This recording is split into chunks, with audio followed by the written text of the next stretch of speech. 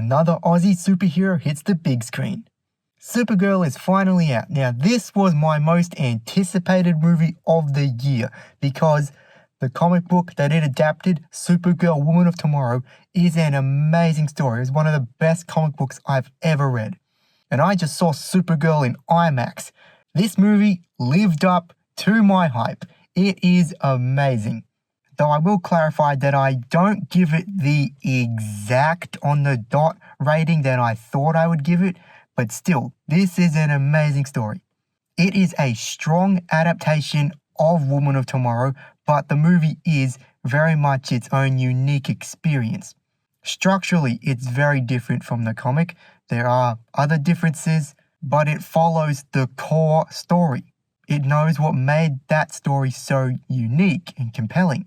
This is a sci-fi adventure that is extremely challenging for the characters. It's a journey with hope and justice, but also it gets pretty dark. Now, it doesn't get as dark as the comic did, but still there is some dark stuff in here. Everyone thought this movie was going to be just like Guardians of the Galaxy, but it is not like Guardians of the Galaxy. This movie's not even like Superman. Supergirl is her own thing. And also, if you watch director Craig Gillespie's filmography, you will see that he happens to have similar tastes to James Gunn. Now, this movie is just all around amazingly made. The visuals, the production design, the costume design, the action, the cinematography. There are a lot of actually really cool one-shot, very fluid action scenes, and it's very well paced. I do think that there are things that the comic book did better, and there are things that the movie did better.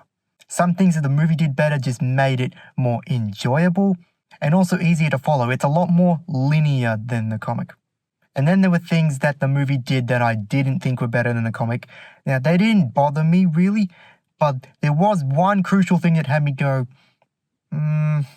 Millie Alcock as Supergirl is a force to be reckoned with. Supergirl is an icon. I'm glad she's finally gotten a cinematic movie. And of course, the Woman of Tomorrow Supergirl by Tom King is very different to every other Supergirl. But at the core, she is still a symbol of hope. She is a very broken character, a very imperfect character.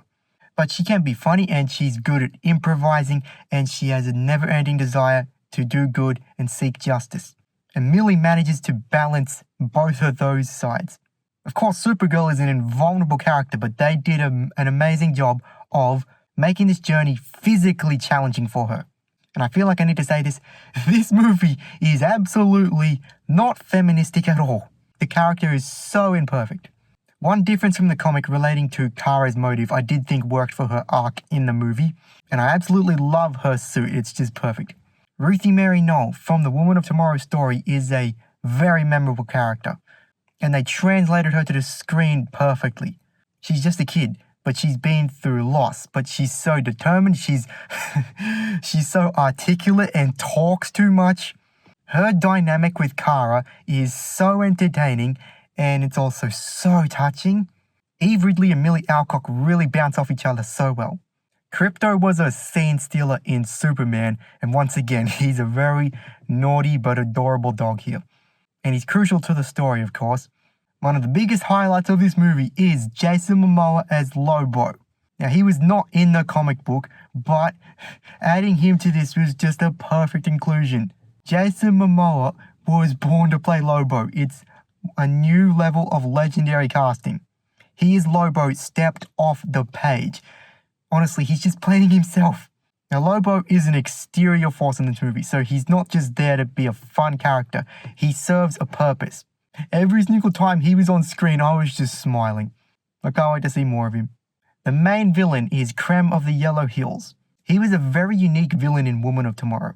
But in the movie, I think they actually made him a better villain. In the comic, he was really just a guy. But in this movie, he is not only a terrible person who has done terrible things, he's also a physical threat, and he appears a lot more. It really makes you hate him and want to see him defeated. David Corrin Sweat's Superman had a bigger role in this movie than I thought he would. Now, it's not actually a big role at all. He just appeared more than I thought. Supergirl is yet another movie that we need. It is high quality and it is hopeful, and story is king. Overall, I do think that the comic book is better, but Aussie director Craig Gillespie did a great job with Supergirl. I'm going to have to give it a 9 out of 10. I don't know if Supergirl necessarily needs another movie, but I can't wait for Man of Tomorrow. So, have you seen Supergirl? What did you think of it? Have you read the Woman of Tomorrow comic book? Do you want to see more of Millie Alcock as Supergirl? Let me know in the comments below, and may the Force be with you.